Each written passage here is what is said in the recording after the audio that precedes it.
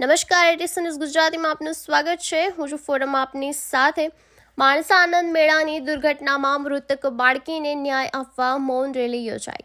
માણસા શહેરમાં કલોલ રોડ પર કોઈપણ જાતની વહીવટીય મંજૂરી વિના આનંદ મેળો શરૂ કરવામાં આવ્યો હતો, જ્યાં ગત 25 તારીખે રાત્રે વાવાઝોડાના કારણે અહીં બાળકો માટે લગાવવામાં આવેલ મિકી માઉસ બોન્ઝી ફુગ્ગામાં રમી રહેલા બાળકો નીચે પટકાયા હતા, જેમાં 2 બાળકીને ગંભીર ઈજાઓ થતાં તેમને તાત્કાલિક સારવાર અમદાવાદ માટે ખસેડવામાં આવ્યા હતા, જેમાંથી એક 5 વર્ષીય બાળકી કાનવી સંકેત કુમાર પટેલનું મૃત્યુ થયું હતું। ત્યારે આજે મૃતક બાળકીના પરિવારજનો અને શહેરજનોએ બાળકીના મોત માટે જવાબદાર લોકો સામે કડક કાર્યવાહી થાય અને બાળકીને ન્યાય મળે તે માટે રેલી દ્વારા મામલતદાર કચેરીએ જઈને આવેદનપત્ર આપી ન્યાયની માંગ કરી છે। પ્રાપ્ત માહિતી મુજબ માણસા શહેરના કલોલ રોડ ઉપર ગત 22 તારીખથી કોઈ જાતની વહીવટીય મંજૂરી વિના શ્યામલાલ છગનલાલ રાવળ નામના બાળકો માટે જુદી જુદી રાઇડ મૂકી આનંદ મેળો શરૂ કર્યો હતો, જેમાં ગત શનિવારની રાત્રે આનંદ મેળામાં લગાવવામાં આવેલ મિકી માઉસ બોન્ઝી ફુગ્ગામાં કેટલાક બાળકો રમી રહ્યા હતા। અચાનક વાવાઝોડું આવતા આ ફુગ્ગો હવામાં ફળગાયો હતો, જેથી તેમાં રમી રહેલા બાળકો નીચે પટકાયા હતા, જેમાં માણસામાં રહેતા સંકેત કુમાર પટેલની 5 વર્ષીય પુત્રી કાનવી અને ધોળાકુવા ગામના અક્ષયભાઈ પટેલની 4 વર્ષીય પુત્રી રાવ્યાને ગંભીર ઈજાઓ થતાં બંનેને તાત્કાલિક અમદાવાદ સારવાર માટે ખસેડવામાં આવ્યા હતા, જ્યાં ગંભીર ઈજાગ્રસ્ત બાળકી કાનવીનું સારવાર દરમિયાન કરુણ મોત થયું હતું। તો કોઈપણ જાતની મંજૂરી ના શરૂ કરવામાં આવેલ આનંદ મેળાના માલિક વિરુદ્ધ માણસા નાયબ મામલતદાર ફરિયાદ નોંધાવી હતી। ત્યારબાદ તેમાં વધુ 2 કલમનો પોલીસે ઉમેરો કર્યો હતો અને આરોપીને પોલીસે ઝડપી જેલ હવાલે કરવામાં આવ્યો હતો। સમગ્ર બનાવ બાબતે શહેરમાં વહીવટીય તંત્ર પર ભારોભાર રોષ વ્યાપેલો જોવા મળી રહ્યો છે। શહેર અને તાલુકામાંથી મોટી સંખ્યામાં લોકો આનંદ મેળામાં આવતા હતા, છતાં પોલીસ કે કોઈપણ વિભાગને આ ગેરકાયદેસર રીતે ચાલુ કરેલા આનંદ મેળાની કોઈ જ ખબર નહોતી તેવું રટણ ચાલી રહ્યું છે। તો બીજી બાજુ ચાલતી ચર્ચાઓ મુજબ કોઈની મૌખિક પરમિશનથી આનંદ મેળો શરૂ કરવામાં આવ્યો હતો। જો તંત્ર દ્વારા આ રીતે ગેરકાયદેસર ચાલી રહેલા આનંદ મેળાને પ્રથમ દિવસથી જ બંધ કરાયો હોત તો માસૂમ બાળકીનો જીવ ગયો ન હોત। તેથી જ આ ગેરકાયદેસર આનંદ મેળામાં કોઈ આશીર્વાદથી શરૂ કરવામાં આવ્યો તે મૂળ સુધી પહોંચી તેમના વિરુદ્ધ પણ કડક કાર્યવાહી થાય અને મૃતક દીકરીને ન્યાય મળે તે આશય સાથે આજે મૃતકના પરિવારજનો તેમજ સમગ્ર માણસાના લોકો દ્વારા એક મૌન રેલીનું આયોજન કરવામાં આવ્યું હતું, જેમાં કાળી પટ્ટી ધારણ કરી હાથમાં વિવિધ બેનરો સાથે મોટી સંખ્યામાં મહિલાઓ સહિત બાળકો અને શહેરીજનો જોડાયા હતા અને મામલતદારને એક આવેદનપત્ર આપી ગેરકાયદેસર રીતે શરૂ કરવામાં આવેલ આનંદ મેળાના તમામ કસૂરવારો વિરુદ્ધ કડક કાર્યવાહી કરવા માંગ કરવામાં આવી છે। ATC news Gujarati, Mansa. એના માટે શું કહેશો? તંત્રની બેદરકારીના લીધે અમારી દીકરી આજે અમારા જોડે નથી। કાલે આવી બીજી કોઈ છોકરીનું ના થાય એના માટે અમે આ રજૂ કરીએ છીએ કે આવું કોઈના જોડે ના થાય। સરકારને એના માટે પગલાં લેવા જોઈએ। આજે અમારી છોકરી તો જાય પણ કાલે બીજાનો એ જીવ જાય, એના માટે સરકારને વિનંતી, સાચો ન્યાય આપવા વિનંતી। 24 કલાકની અંદર અમને ન્યાય મળવો જોઈએ। કેમ કાઢવી પડી?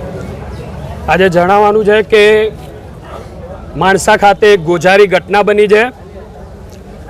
આજે કાવ્યા દીકરી સંકેત કુમાર અને આજે અમારી માણસાની આ દીકરી આ જ્યારે નાની દીકરી પોતાના આનંદ કિલ્લોલ માટે ગઈ હોય ત્યારે તંત્ર અને અહીંની વ્યવસ્થાના ભાગરૂપે ત્યાં આનંદ મેળાની અંદર કોઈપણ પ્રકારની મશીનરી ના રીચેકિંગ થયેલી, ના સર્વિસ થયેલી, એક નાના પવનના ઝોકાના લીધે આ દીકરી આટલી હવામાં ફંગોળાઈ।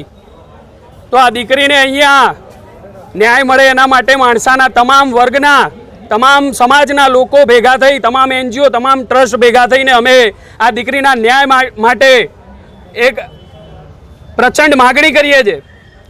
આ દીકરીને ન્યાય માટે જ્યારે આગળની ઘટનાઓને જોવામાં આવે ત્યારે સુરતની અંદર બનેલી એ તક્ષશિલા કાંડ હોય, એના પછી તાજેતરમાં બનેલો એ વડોદરાની અંદર હરણીકાંડ હોય, ત્યારબાદ બનેલી એ મોરબીની અંદર ઝૂલતા પુલની અંદરની ઘટના હોય અને ત્યારબાદ તાજેતરમાં બનેલી રાજકોટની આ ઘટના હોય, આ ઘટના પછી પણ જો તંત્ર અને કલેક્ટર તરફથી જે ખરેખર જે પ્રકારની યોગ્ય વ્યવસ્થાઓ થવી જોઈએ, ક્યાંક આંખ આડે કાન કરી અને આ પ્રકારની વ્યવસ્થાઓ ક્યાંક કોકના આંકાઓને ખુશ કરવા માટે ક્યાંક તંત્રની પાછળ રહી અને ક્યાંક પૈસાના વહીવટો થઈ અને આ પ્રકારની યોજનાબદ્ધ થયેલું હોય એવું અમારું કહેવું છે. જ્યારે આ પ્રકારના તમામ વર્ગના લોકો પોતાના આનંદ કિલ્લોલ માટે જતા હોય ત્યારે ચોક્કસ પ્રકારની તંત્રની કે પોલીસની એ જાણકારી બહાર કોઈ ઘટના ગામમાં આવીને કોઈ વસે એવું ક્યારે બને? જ્યારે કોઈક નાની રેલીના આયોજન માટે અમારે જવાનું હોય ત્યારે 2 વખત 3 વખત 5 વખત ધક્કા ખાવા પડે છે પોલીસ સ્ટેશનોમાં. જ્યારે આવા પ્રકારના 1-1, 1.5 મહિના સુધી ચાલતા આ મેળાઓ જેની પરમિશન નથી, આટલી ઘટનાઓ ગુજરાતમાં બની ગઈ તેમ છતાંય આ ઘટનાઓની અંદર કોઈ સાખી લેવા માટે તૈયાર નથી. એટલે આ ઘટના બની છે, આ ખાલી સંકેત કુમારની દીકરી નથી, સંકેતભાઈની દીકરી નથી, પણ આ માણસાની દીકરી છે અને માણસાનો કોઈ પણ વ્યક્તિ, કોઈ પણ સમાજનો અને આગળ આ ઘટના ન બને એટલે સમાજ દ્વારા ઝાંખી લેવામાં આવે એવી કોઈ ઘટના નથી. અમારી તંત્રને માંગ છે આના પછી આજે અમારા સમાજના અને જે પણ 18 વર્ગના લોકો છે એને જે પણ અમને માર્ગદર્શન આપ્યું એટલે આજે અમે મૌન રેલી કરી છે. આ બેન દીકરીઓના આંખમાં તમે જોઈ શકો છો કે આ ભૂલકી 7 દિવસ સુધી હોસ્પિટલની અંદર એ પોતાના જીવન મરણ સામે જજુમી અને આ જીવન મરણ સામે જજુમી અને આજે દેવલોક પામી છે. ત્યારે આ દીકરીનો શું વાંક હતો?